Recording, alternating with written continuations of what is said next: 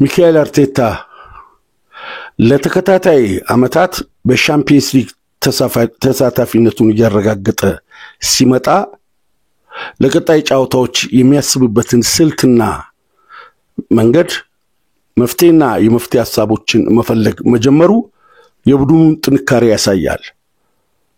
አርሴናል ወደ ኖርዊች ተጉዞ 4-0 አሸንፏል። የጫውታ መረዳትን ወይም ደግሞ የጫውታ ግምገማን ታሳቢ አድርገን ከስፒች ጋር ያለው ጫውታ ብዙ አጓጊ ባይሆንም 1-0 2-0 3-0 እያለ ተጫዋቾችን ማሳረፍ 4-0 እያለ ጫውታውን አጠናቆ መቀየር ሲቻል ነገር ግን የጀመረው ከፒኤስጂ ጋር ላለው ጫውታ ኤክስፐሪመንቱን እየሰራ ስለሆነ አንዳንድ ጊዜ በደህና ጊዜ ነጥብ አከማችቶ የግድ ዋንጫ መብላት አይደለም። በዚህ ጋር ብዙ የሚያከራክረን ነገር አለ።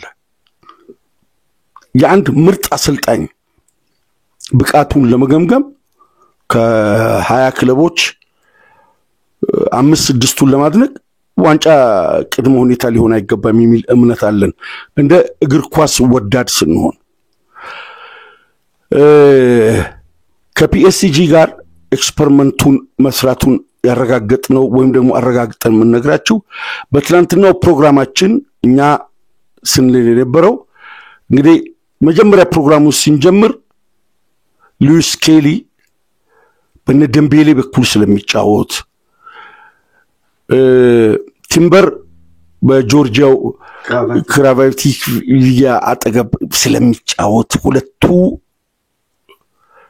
ትኩረት ሊሰጣቸው ይገባል። የበለጠ ግን በተጫዋችም ቅያሪ ሊኖር የማይችለው ዊሊያም ሳሊባ ነው፣ ሳካ ነው፣ ራይስ ነው። ምክንያቱም በእነሱ ቦታዎች ለውጥ ለማድረግ አብዛኞቹ በእነሱ ቦታ ያሉ ተጫዋቾች ጉዳት ላይ ስለሆኑ እነ ካሌፊዮሪ እነ ቶሚያሱ እንዲሁም ዛሬ ገባ እንጂ ኋይትም ጉዳት ላይ ያለ ነው። በዛ በኩልም በክንፍ በኩል ካየን እንደዚሁ ነው፣ ተጫዋቾች ችግር አለባቸው። በአጠቃላይ ግን ትላንት ፕሮግራሙን ስንገመግም የፓሪስ ሴን ጀርሜን ኳስ ይዞና በክንፍ በኩል ያሉ ሁለት ተጫዋቾች በተለያየ በ15 በ16 በ20 እና በ30 ደቂቃ ውስጥ ቦታቸውን እየተቀያየሩ እየተፈራረቁ ስለሚጫወቱ የክንፍ መስመር እንቅስቃሴው ዓለም ላይ ላለ ለየትኛውም ክለብ ፈታኝ ነው። ስለዚህ ይህ ወጣት ህፃን ልጅ ለምን ይሰለፋል? ዊሊያም ሳሊባም ለምን ይሰለፋል?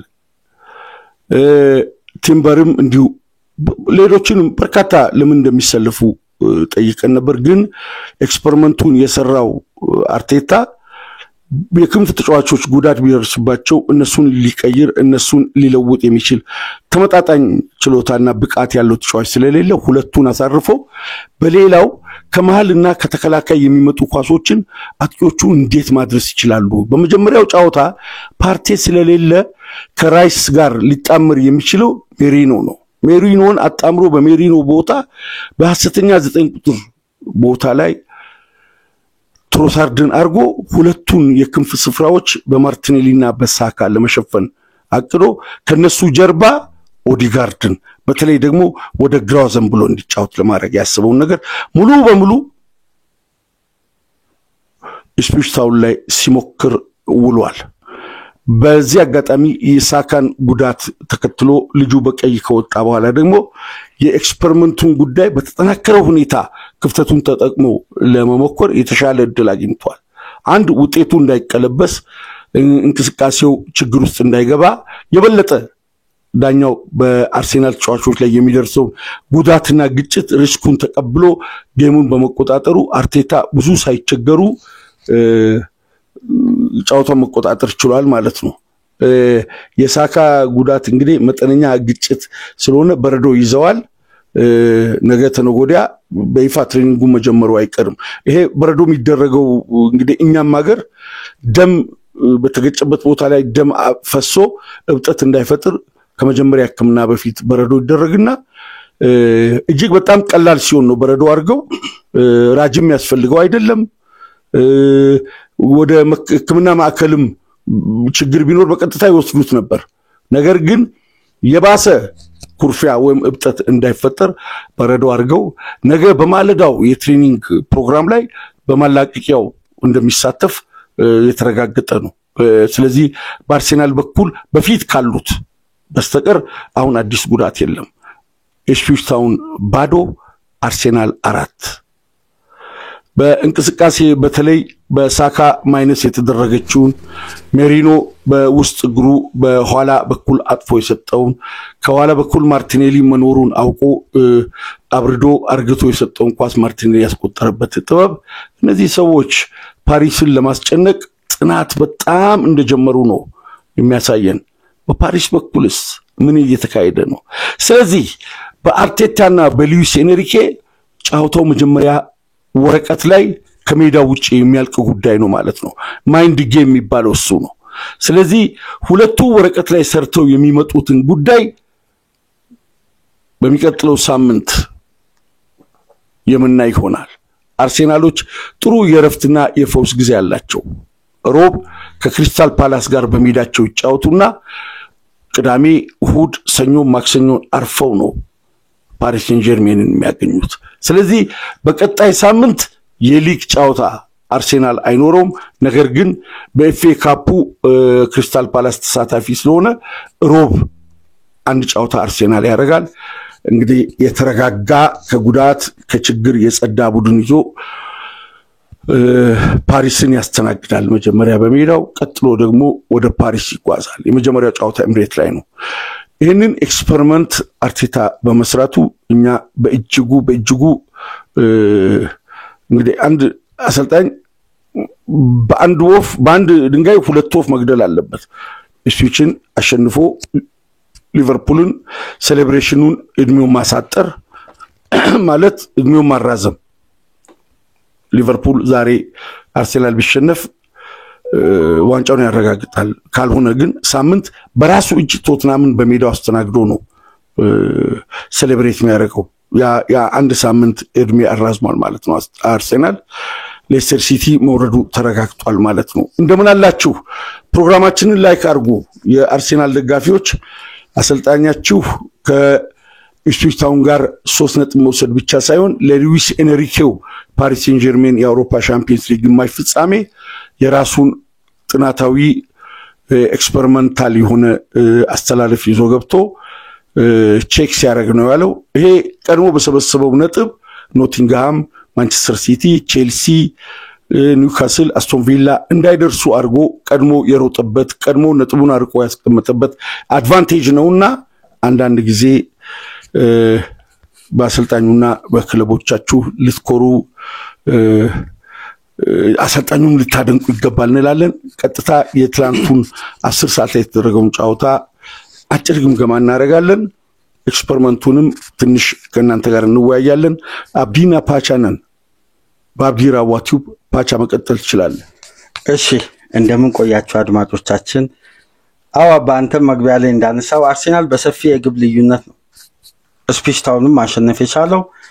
4-0 በሆነ ውጤት ሲያሸንፍ ከረፍት በፊት ትሮሳርድና ማርቲኔሊ፣ ከረፍት በኋላ ትሮሳርድና ንዋኔሪ ባስቆጠሩት 4 ግብ አርሴናል በተረጋጋ የጨዋታ ፕላን ከጨዋታው የመጀመሪያ ክፍለ ጊዜ ከአንደኛ ደቂቃ አንስቶ እስከ መጠናቀቂያው ድረስ በፍጹም ብልጫ ነው ጨዋታው ማጠናቀቅ የቻለውና ለሚካኤል አርቴታ ይሄ ጨዋታ በይበልጥ የረዳው ለቀጣይ ለሻምፒዮንስ ሊግ ጨዋታ አንተ መግቢያ ላይ እንዳነሳው የኤክስፐሪመንት እንዲመች የተለያዩ የጨዋታ ታክቲኮችን እያፈራረቀ ሲሞክር ነበር። ለምሳሌ ፓርቴ በመጀመሪያው ዙር አለመሰለፉን ተከትሎ ያለ ፓርቴ ይሄ ቡድን ምን ሊመስል ይችላል፣ የትኛው ክፍተት የትኛው ድክመት በቡድኔ ላይ ሊስተዋል ይችላል ሚሊዮን በደንብ ለማጥናት እንዲያመቸው እንግዲህ ፓርቴንም ቋሚ ሳያደርግ ነው ራይስን ወደ 6 ቁጥር ቦታ አስቦ በራይስ ቦታ ደግሞ ሜሪኖን በማድረግ ከፊት መስመር በኩል ትሮሳርድን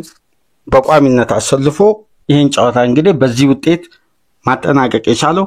ከረፍት በፊትም በተደጋጋሚ አንድ አይነት መልክ ያለው እንቅስቃሴ በተለይ ከቡካዮ ሳካ ማይነስ የሚደረጉ ኳሶች ቡካዮ ሳካ ደግሞ በአንዳንድ እንቅስቃሴዎች እንደ ፎልስ ናይን ሆኖ እየገባ እድሎችን ሲያገኝ ተመልክተናልና ጨዋታው ለአርቴታ ከተጠበቀው በላይ ቀለል ያለ ነገር ግን በራሳቸው ቤት ስራ ተወጥረው የቆዩበት ጨዋታ ነበር።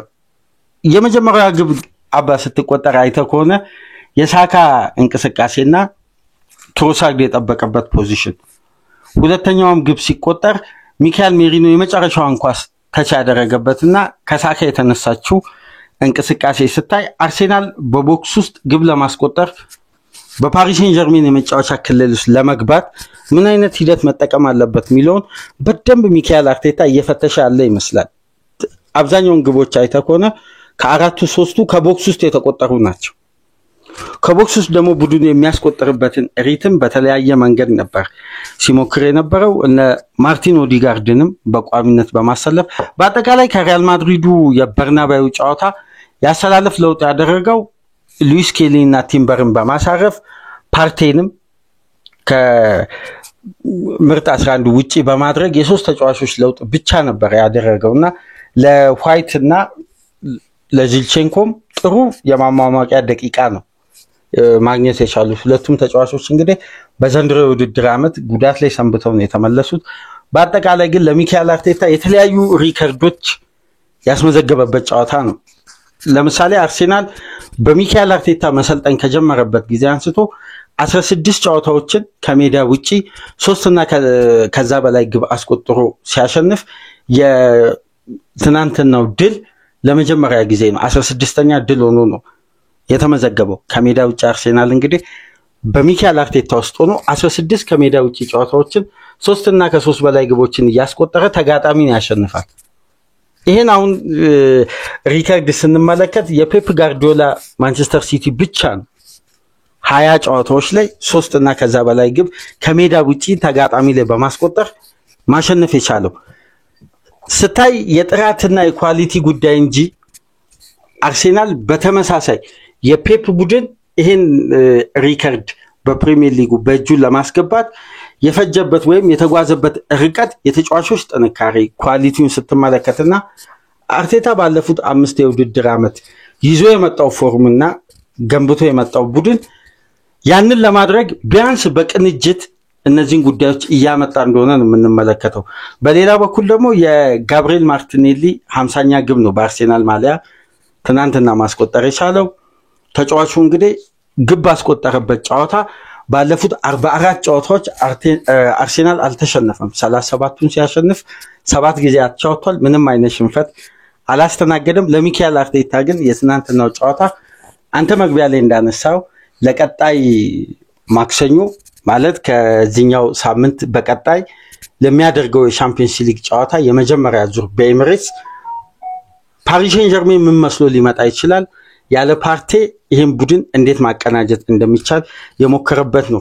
ሌላ ነጥብ አባ ለማንሳት በቅርብ ጊዜ በጋብሪኤል ጉዳት ምክንያት የሳሊባ ተጣማሪ የሆነው ያኮቭ ኪቪዮርን አይተህ ከሆነ በአርሴናል ቤት ያልተለመደ እንደ ተጫዋቹ እንቅስቃሴ ደጋፊው እንደሚያቀርበው ኮምፕሌን የተለያዩ ጉዳዮችን ስትመለከት ቴክኒካሊ በተለይ ተጫዋቹ ያለውን አቅምና አርሴናል አንዳንድ ጨዋታዎች ላይ በሚጥለው ነጥብ የተጫዋቹ የመከላከል ጥንካሬ ደከም ብሎ ሲስተዋል ደጋፊው የኪቪዮርን ኳሊቲ ከሌሎች ክለቦች ኳሊቲ ጋር ያነጻጸረ ለአርሴናል ተገቢ ተከላካይ እንዳልሆነ በሶሻል ሚዲያ ሲጽፉ እንመለከታለን።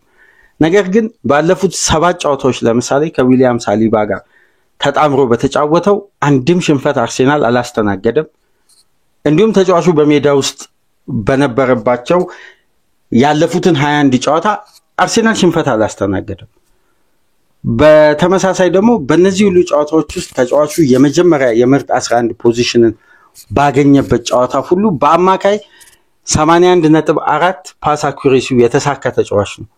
እነዚህን ጉዳዮች መለስ ብለን ስንመለከት ከኳስ ጋር ባለው ዕውቀትና ቴክኒክ ስንመለከት ከጋብሪኤልም የተሻለ የኳስ እንቅስቃሴ ያደርጋል። ያው የመከላከሉ የሊደርሺፑ የአየር ላይ ኳስ የተለያዩ ጉዳዮች ከጋብሪኤል ጋር ባይነጻጸሩም ግን ከኳስ ጋር ባለው ግንኙነት ይሄ ተጫዋች ቴክኒካሊ አርሴናል በደንብ በኳስ ቁጥጥሩ ተጋጣሚን እንዲበልጥ የራሱን የሆነ ተጽዕኖ ያደርጋል። በተለይ ደግሞ በአርሴናል ቤት ባለፉት ጊዜያት የሚነሳ አንዳንድ ወቀሳዎች ነበሩ። አሁን እንደምታስታውሰው በአንድ ወቅት አንስተን ነበር የዚልቼንኮ መቀመጥ የካሊፊዮሪ ዋና መምጣት መነሻ ምክንያቱ ምንድነው ታክቲካሊ ብለን ስናነሳ የካሊፊዮሪ አማካዩን በፓስ የተጋጣሚን አማካይ ለመብለጥ ወይም የሽግግር ኳሶችን አርሴናል በተሳካ ሁኔታ ወደ ተጋጣሚ መጫወቻ ክልል እንዲገባ የነካሊፊዮሪ ኳስ ወሳኝነት አለው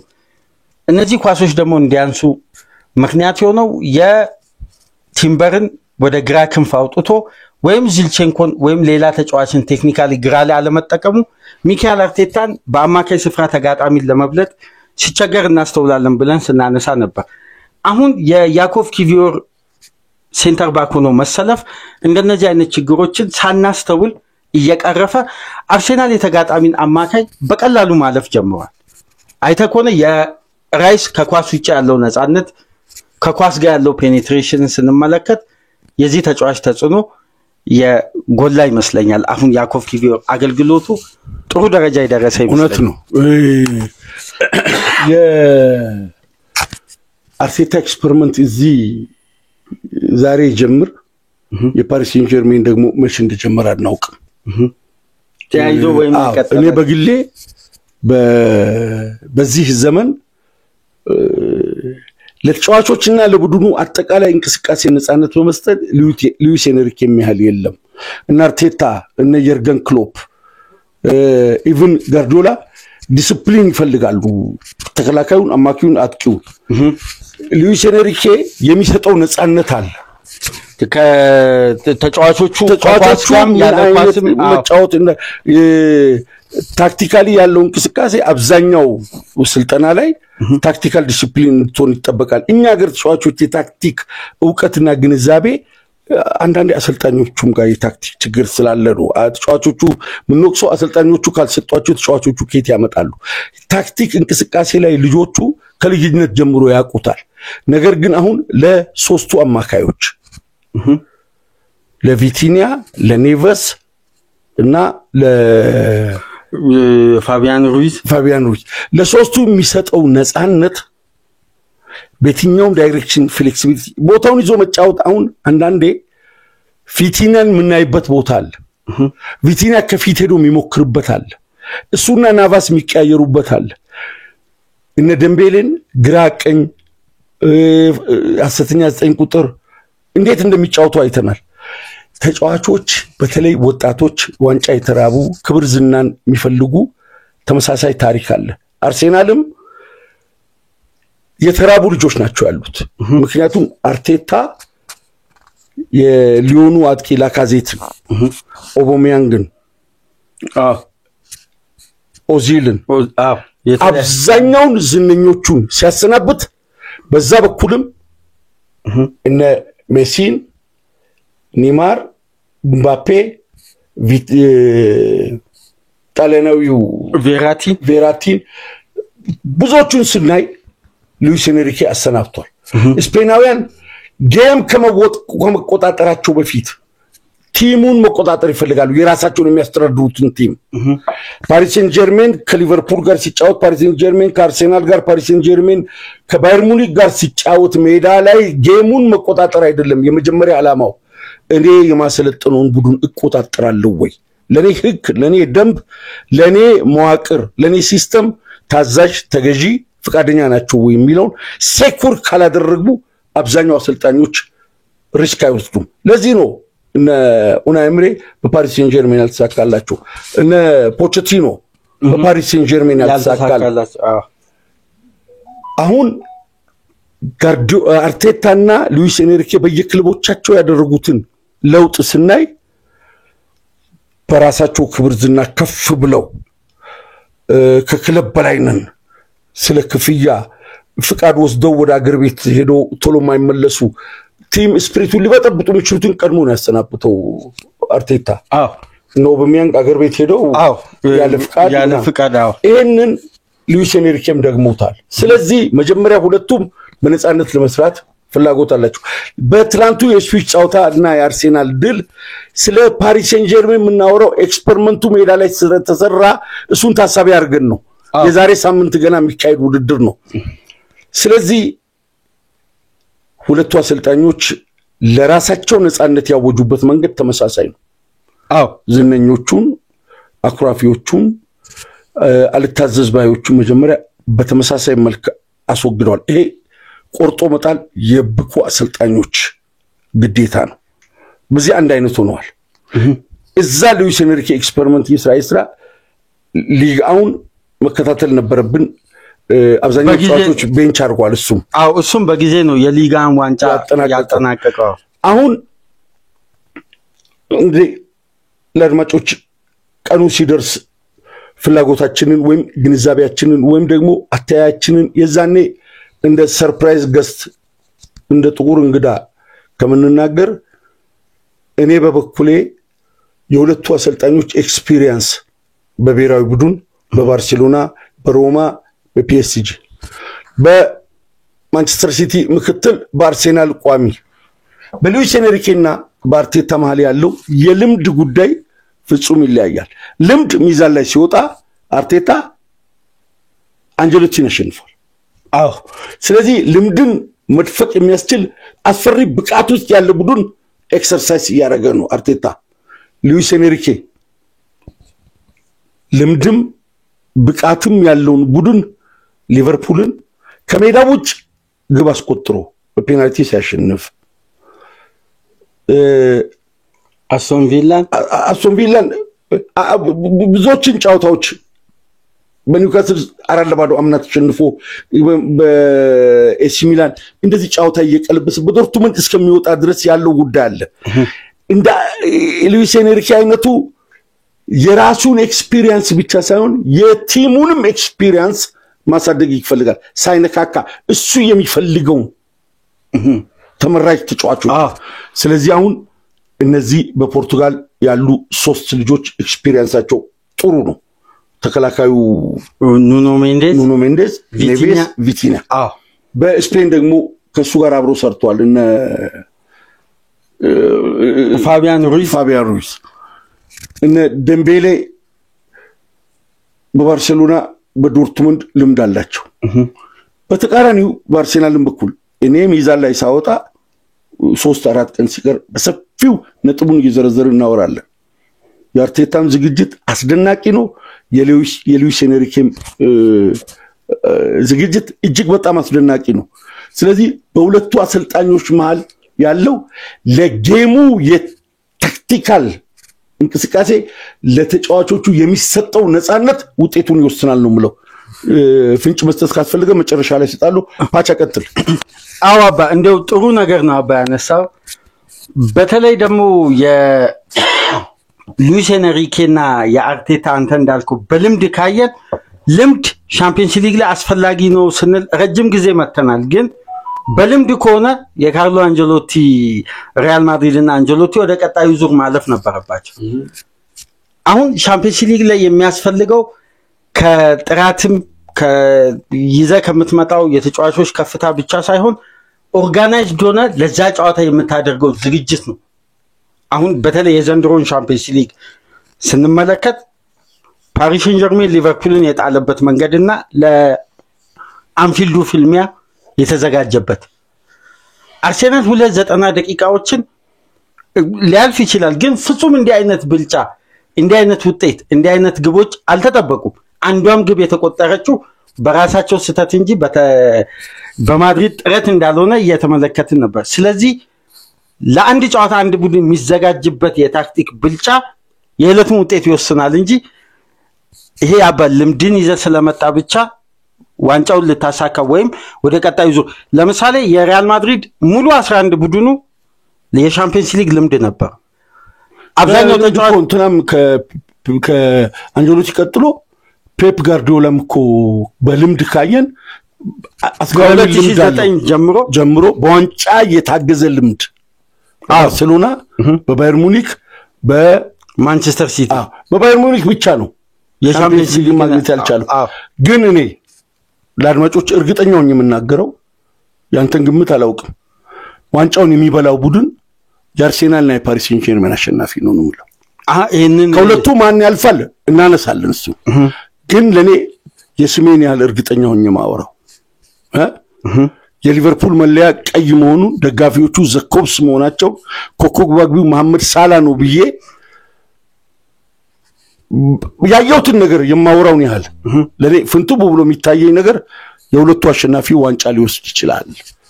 ምክንያቱም የፓሪስ ሴን ጀርሜን የፊት መስመርና የአርሴናልን የክንፍ ተጫዋቾች ባርሴሎና ሊቋቋም አይችልም።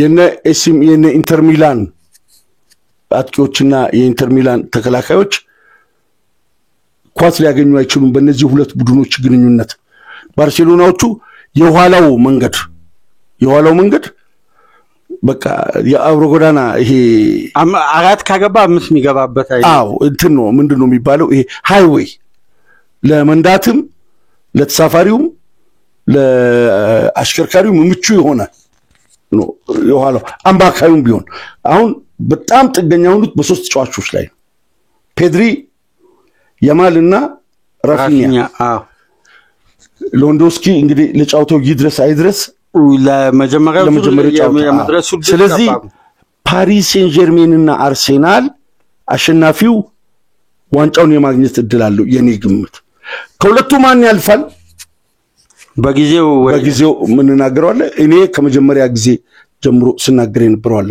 በዚህ ፕሮግራም ግን አርሴናል ከኤስፒሽ ተጫውቶ የሻምፒየንስ ሊግን ድልድል ለማንሳት ዋንጫው ማን ወደዛ አይደለም የሁለቱ ቡድኖችን ዝግጅት ስናይ ቅድመ ዝግጅት ስናይ ይሄን እንድንናገር አድርጎናል አባ ግን እኔ አባ ደግሞ በአንተ ሐሳብ ማልስማማው ሁለቱንም ቡድን ይሄ ሜዳ ላይ በተቀናጀ በተለይ ይሄ አባ በእግር ኳስ በየጊዜው የሚተነትኑት የየራሳቸው የቡድን አቅም አለ አይደል ያንተን ትንታኔ ነው የምጠይቀው ማለት ከዛ መነሻ ለማድረግ እኮ ነው አሁን አርሴናል አርቴታን ባለፉት 5 የውድድር ዓመት ያመጣውን የቡድን ግንባታ ስንመለከት ልክ የኢንተር ሚላን አይነት ቲም ዳይናሚክስ ያለው ቡድኑ ከግብ ጠባቂ ውጪ 10ሩም ተጫዋቾች የቡድኑ ውጤት ወሳኝ እንዲሆኑ የቲም ዳይናሚክሱ አንድ ተጫዋች አሁን ሊቨርፑል በዘንድሮ የውድድር ዓመት የሳላን ተጽዕኖ ተመልከት እስከ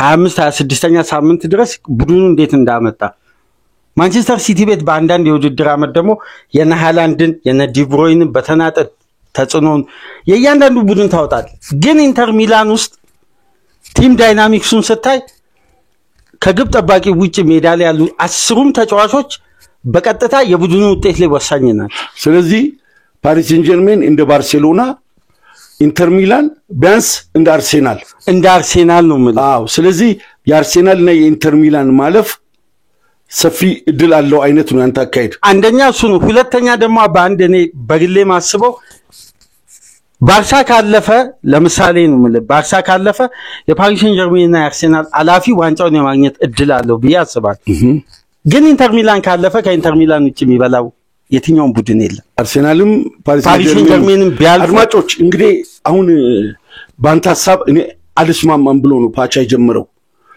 አሁን በዲሞክራሲያዊ ምርጫ ስልጣን ያዙት ትራምፕ እኛ ቤት እንዳለው ዲሞክራሲ እኛ ቤት እንዳለው ነጻነት እውነት ትራምፕ ይሄንን ነጻነት ለአሜሪካ ህዝብ ሰጥተዋል ትራምፕ አይደለም ከመረጣቸው ሰው ጋር ከቤተሰቦቻቸው ጋር በዚህ መልኩ ያወራሉ ፓቻ የኔ ሶስተኛ ልጅ ነው ከሱ በላይ 2 ልጆች አሉ ከሱ በታች 2 ልጆች አሉ እንደ ሚድፊልድ ነው ፓቻ ቤት ውስጥ ከታች 2 ሴቶች ከላይ 2 ወንዶች አሉ ያሳደግኳቸው ልጆች ቁጥር ስላላስገባው ያሳደግኳቸው ልጆቼ እንደ አብራኬ ክፋይ ናቸው በዚህ ትንታኔ ውስጥ ቅሬታ እንደማይኖራቸው አውቃለሁ ምክንያቱም በቃ ባለቤቴ የወለደቻቸው ልጆች 5 ስለሆኑ ነው ሌሎቹ አጥብታ አሳድጋለች ከልጆቼ ጋር እንደመንታ አንዱ ቀኝ ጡት አንድ ግራ ጡት እየጠቡ ያደጉ ያሳደገቻቸው ሌሎች ልጆች አሉ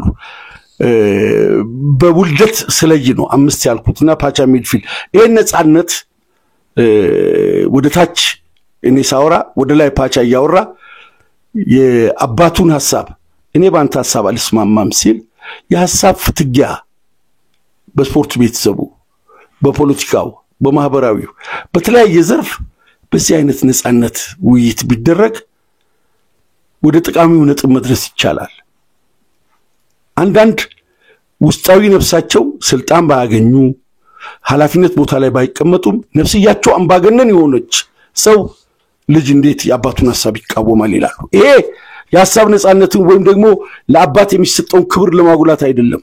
ነፍሱ አምባገነን የሆነች ሰው ባይሾምም ሰፈር ውስጥ ኳስ የሚጫወቱ ልጆች ላይ አመጹና እብሪቱን ያሳያል። በአካባቢው ውስጥ ላሉ ወላጅ እናቶቻችንና አዛውንቶች ክብር የለውም። ነፍሱ አምባገነን የሆነች ሰው በአጥቢያው በአጥሩ ስር በቤተሰቡ መካከልም ነፍስየው አምባገነን ነች። ስለዚህ በመካከላችን ውይይት ስናደርግ ኖ ያንተን ሐሳብ አልቀበልም የሚለው በሚዲያ አብረን ስለሆን ጥንቃቄ አድርጎ ነው እንጂ ያንተ ሐሳብ ፈጽሞ የማይመስል ሐሳብ ነው የምታነሳው ሁሉ ይለኛል። እኔ ደግሞ አብዳል ልጅ ስለሆንክ አስፍተህ ስለማታስብ ስለማታይ ብዙ ስላየህ ብዙ ስላላየህ ብዙ ስለማይገባህ ነው እላለሁ። እንጨቃጨቃለን። ከአሜሪካ የተሻለ ዲሞክራሲ አብዲራዋ ቤት በአብዲና በፓቻ አለ።